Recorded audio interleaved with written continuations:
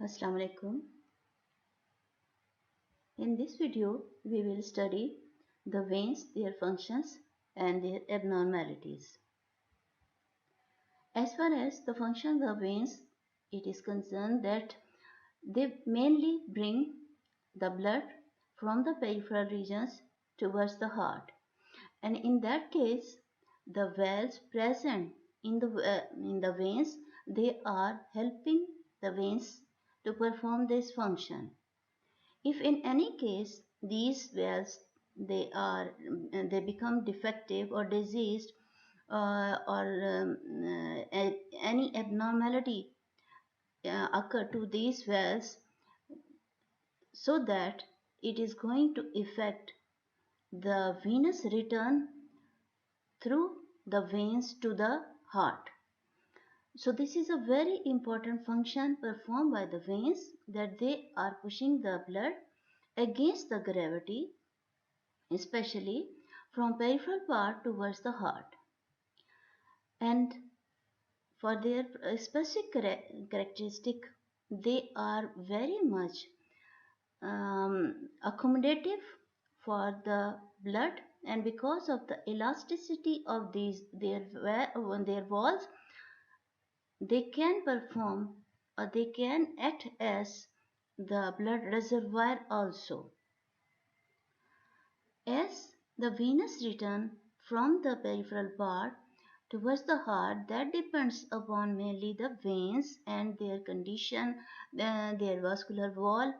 So indirectly they are going to regulate the cardiac output. Cardiac output is depending upon the venous return. Heart is just pumping the blood, not generating the blood. So it will pump the whole blood which comes from the peripheral area through these veins to the heart. Heart will simply pump it. So the cardiac output depends upon the venous return, and venous return depends upon the veins. So indirectly they are going to um, going to regulate the cardiac output. One more thing, that the resistance function, they offer very little resistance. But in any case, the resistance increases, obviously it will affect the blood flow. So the condition of the veins, they are regulating the cardiac output, they are regulating the venous return, they are regulating the peripheral resistance also.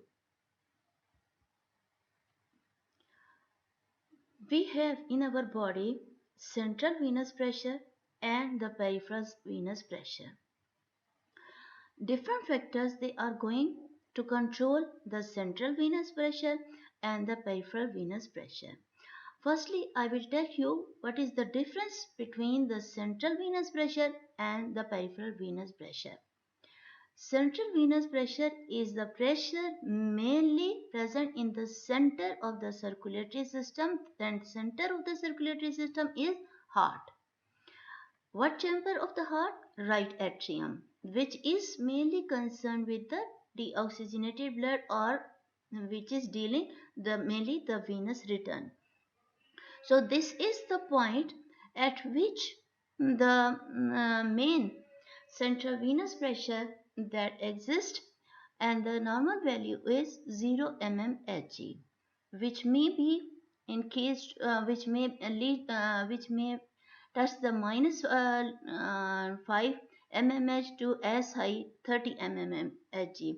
And so the range is below 0, starting from the minus 5 going up to the 30 mmHg, but the normal value is 0 mmHg. Why it is 0? It should be 0 because to receive the venous return, if it increases slightly, there will be abnormality, or there will be increased resistance to for the coming flow of the blood from the peripheral parts, that is the venous return. So it must be 0 to accommodate the venous return. Different factors can regulate the central venous pressure. Obviously, it is the right atrium in which we are considering the central, or in which we are measuring the central venous pressure. So factors are those factors which are going to affect the functioning of the right atrium, they are concerned with the central venous pressure, or they are the regulator for the central venous pressure. So factors which are close to the, or which are going to affect the right atrium, that is the center of the circulatory system. In the peripheral venous pressure, different factors, the locality will be different, and factors will also be different depending upon the peripheral parts. But in the central venous pressure, as we are defining it, that it is the pressure present in the right atrium, or the center of the circulatory system concerned with the veins. So number one, regulator is the right ventricular contractility, and that is inversely proportional to the central venous pressure. Weakness of the right ventricle due to infarction, pulmonary stenosis, tricuspid regurgitation, that will increase the central venous pressure. If there is stenosis of the valve between the atria and the ventricle, or there is increased resistance for the outflow from the right ventricle into the pulmonary system, so that is increased resistance is offered to the flow of the blood coming from the right atrium entering into the right ventricle. That will be inversely related to the central venous pressure. Obviously, if there is increased resistance on the right ventricular side, that will create problem to the incoming flow of the blood from the right atrium to the right ventricle, and blood has to stay for longer time in the right atrium, as compared to the opposite to the venous return. The second factor which is going to affect the central venous pressure, which lies in the right atrium. So venous return, if it increases, it will increase the central venous pressure, obviously, and if it decreases, the central venous pressure will be decreased. The venous return is the blood coming through the peripheral part of the body, through the superior inferior vena cava, and entering into the right atrium. So if there is increase in the flow of the blood, that is increase in the venous return to the right side of the heart, obviously it will increase, that is the direct proportion, it is directly proportional to the central venous pressure, while from the right ventricular side, it is the inversely proportional to the central venous pressure.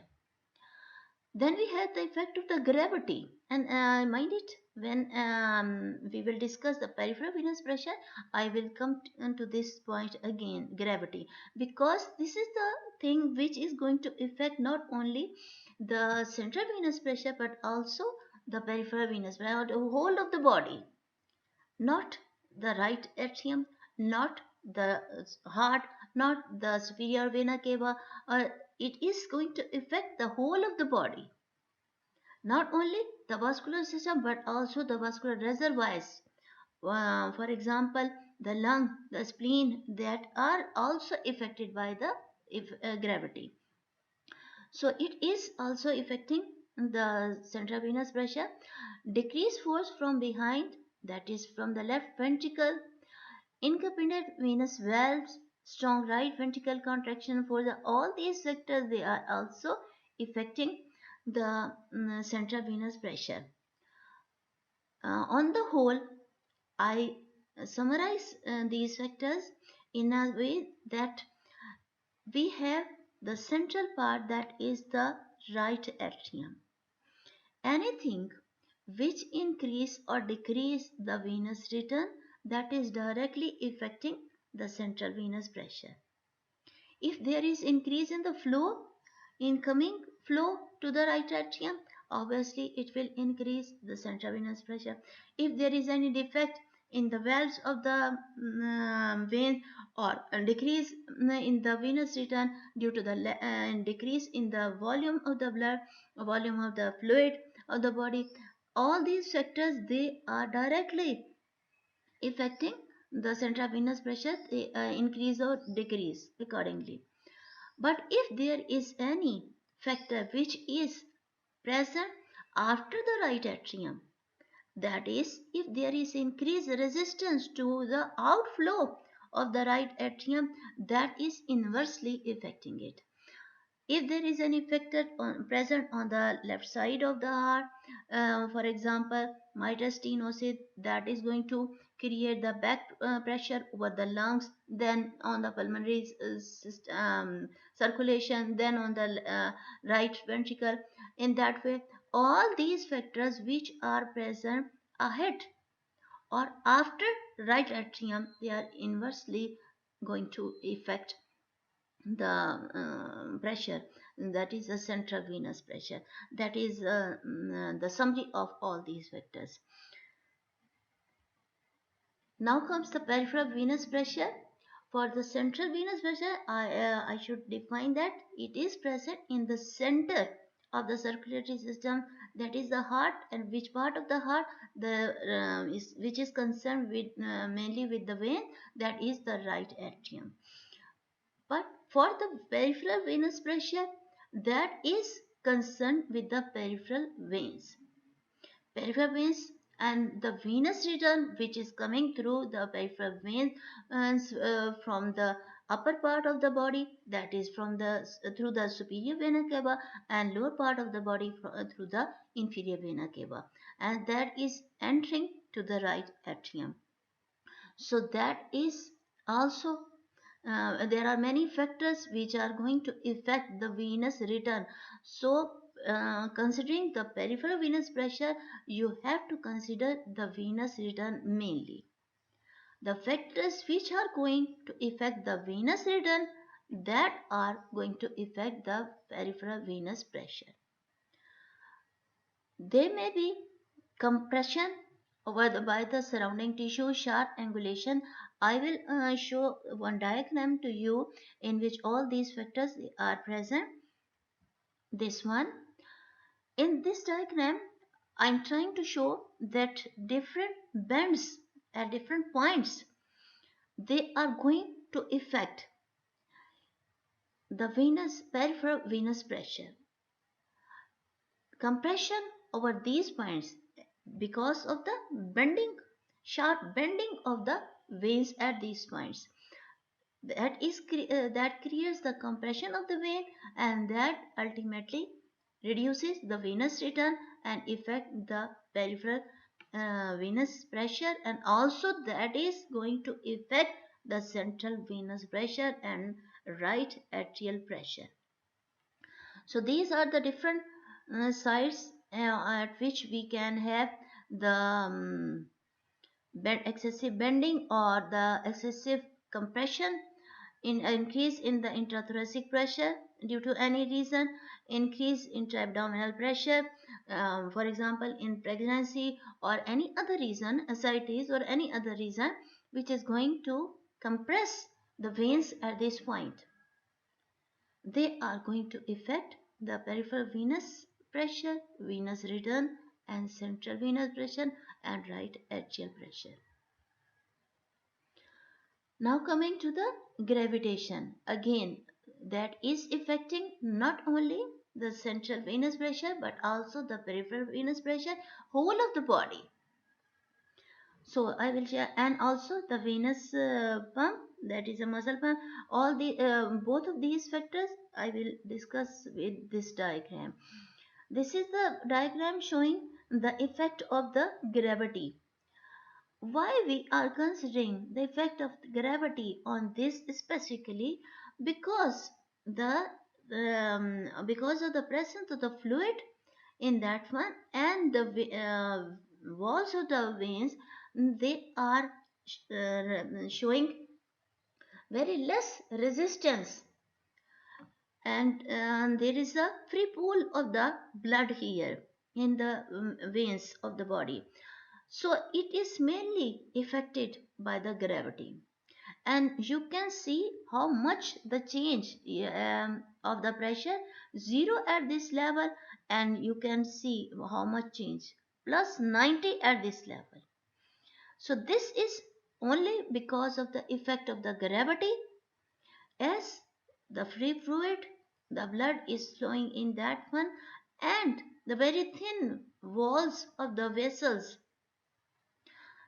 because of that because of those factors, it is mainly affected by the gravity as compared to the arteries, which have the pushing force behind.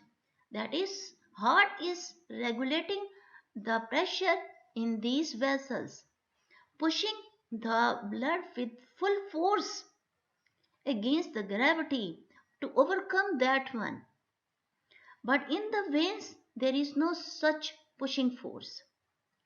In the legs, we can have some of the pushing force because of the presence of the valves, which are pushing the blood against the gravity and pushing towards the blood towards the heart. Because of the presence of the valves, and these valves, they are compressed while you are walking through the muscles of the legs, calf muscles. They are going to compress these vessels and help the blood to flow against the gravity towards the heart. So in that case, this is the case, that is venous pump or the muscle pump. Contraction of the lung muscle help to push blood towards the heart, aided by the venous valve in the leg veins. The further function of the valve present in the veins of the leg and how they are working, I will show many animations to elaborate their function there. And if they become defective, or due to the prolonged effect of the prolonged standing, what happens to the valves? I will show you many animation to highlight this function. If this happens, that is abnormality of the valve happen, fluid leaks and edema is seen due to the prolonged standing, and also the veins, they become in longer stay, the veins become tortuous. That will be discussed in detail later on. That is this one, varicose vein, the condition in which the valves, they are incompetent, they are not working properly, and they fails to push the blood properly towards the heart against the gravity, so that the veins, they become tortuous, they become much more dilated, the blood pools in these vessels, the vessel wall, that dilates, but the valve, that remains same size. What happens? There is failure to close these to closure of these valves.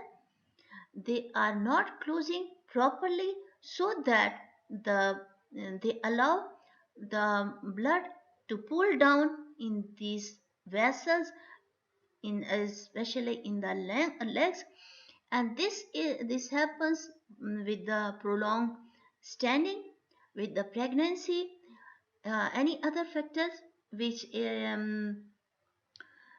is going to affect the functioning of the valves, they can create the varicose veins. So non-functioning or dilatation of the valves will cause varicose veins, may be hereditary in pregnancy or person who stand for longer hours. Veins under skin are elongated, tortuous, and dilated. Pain edema of the lungs, feet due to high pressure, ischemia, less or an edema, skin is ulcerated or gangrenous. All these things, signs symptoms depend upon the duration of the disease. If you are going to control these factors earlier, there will be no ulceration or gangrenous of the skin over the of these vessels. You will be you will avoid these things because of the early treatment of the varicose veins. But if you are not treating these condition properly earlier, uh, other complication of these vessels they can appear. The treatment is very simple. Avoid the prolonged standing. In case of pregnancy, if this happens, again you should avoid prolonged standing. Plus, when you sit, you please keep your feet over any stool or chair to uplift the legs, so in sitting position, so that the venous return towards the heart that become easier for the flow the blood, and to avoid the condition that is the varicose vein. And also that having the tight stockings over these vessels to compress. Walking has the best effect or the best treatment for this one, because in during walking process automatically the muscle of the legs they are going to press compress these vessels and help to flow of the blood towards the heart against the gravity. Now this is a picture showing the normal and the tortuous or varicose veins. And now I will show you many animations also, so that you must appreciate how the blood flow that is affected because of the varicose veins or tortuous vessels.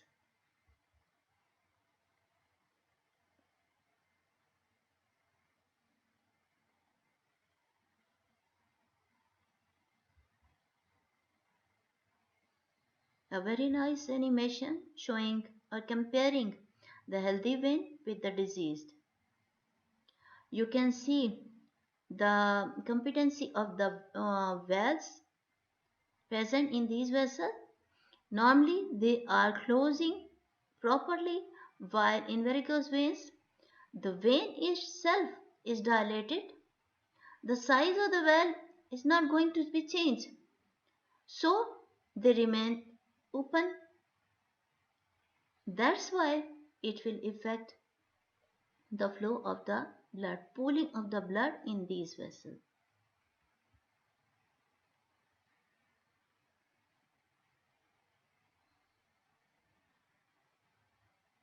In disease condition, the blood, because of the valve which are not going to close tightly, it comes back, so that pooling of the blood take place.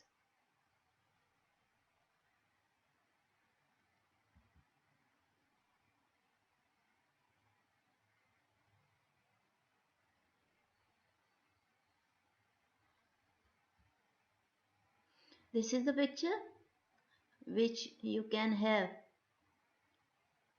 in tortuous or varicose veins, how they look like in the patient. Now comes the measurement of the venous pressure. For that, we can measure it directly or indirectly also. I will show you the diagram in which the direct measurement of the central venous pressure is going on. For that one, we pass a needle into the vein and connecting it to a measuring device. If a catheter pass further into right atrium, it record right atrial pressure. Reference level that will be discussed later on. Before that, I should show you this diagram in which a special type of the catheter that is passed into the venous channel subclavian vein through that superior vena cava to the right atrium to measure the central venous pressure directly. But this is very rare in case of any specific condition related to the heart. Only that condition, very specific condition in which we measure directly the central venous pressure. Otherwise, we measure it indirectly. And for that one, now coming again to this slide, we must know what is the reference level. This is a very specific point present in the heart at the tricuspid valve. Pressure is taken as reference because here gravitation has little effect on the central venous pressure. If the pressure at the tricuspid valve rises slightly above normal, the right ventricle fills to a greater extent than usual, causing the heart to pump blood more rapidly and therefore to decrease the pressure at the tricuspid valve back towards the normal mean value.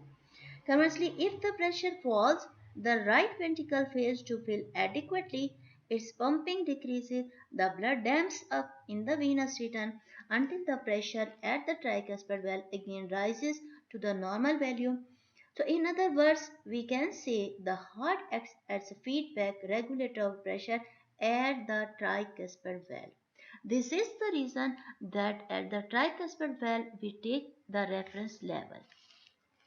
So I will show you this again, um, and this I will this one. This is the reference level at the tricuspid valve. Pressure is taken as the reference because here the gravitation has little effect on the central venous pressure. You can see the reference point tricuspid valve, and with that we have the waveform JVP. JVP is the jugular venous pressure. This is the pressure which is ultimately affecting the functioning of the right or reflecting the functioning of the right atrium. So at the same time you have the jugular venous pressure waveform showing how the pressure at the reference point is considered. What is this jugular venous pressure? How it is measured? For that I will show you these animations. Normally there is no visible pulsation in the jugular vein, but in case any increase in the central venous pressure, so that or the abnormality occurring in the right atrium, so that because of the increased backflow into the jugular vein, the increased central venous pressure become visible, so that we label it increased jugular venous pressure. Only in that case that will be visible, but it will be visible or examination of this jugular vein that is done in a very specific position of the patient. I will show you this one again, and in this animation the doctor is pressing the root of the jugular vein, so that that occlude the blood in the jugular vein and that become visible. This one. In this, you can see the pulsation present in the jugular vein because of the increased pressure in that one, and that is indirectly showing or the reflection of the abnormality occurring in the right atrium. So you can see this pulse in that in the neck of the patient. This is the specific position at 45 angle. The patient is the position of the patient is at 45 angle, and in that through this ruler we are measuring the level of this pulse, how much it is raised, at which level you are going to see, you can see the pressure, increased pressure in the jugular vein. So this is the specific position of the patient in which we measure the jugular venous pressure, and this is again a practical in the lab. You will perform that one, how you can measure the jugular venous pressure.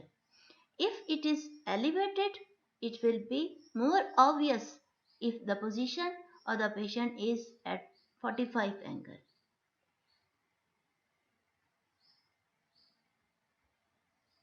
This slide I have already discussed, showing the reference level at the tricuspid valve with the waveform of the jugular venous pressure.